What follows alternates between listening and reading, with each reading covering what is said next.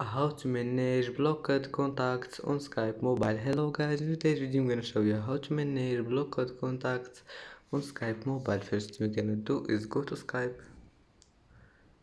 and then click on your profile here on the top corner, and then just go down and click settings, and now click this one, contacts,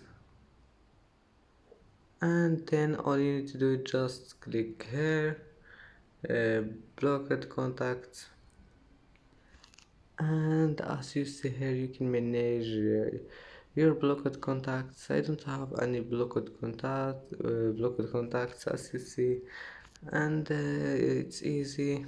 And that's it for today's video. If you like this video, don't forget like and subscribe, and see you in the next video.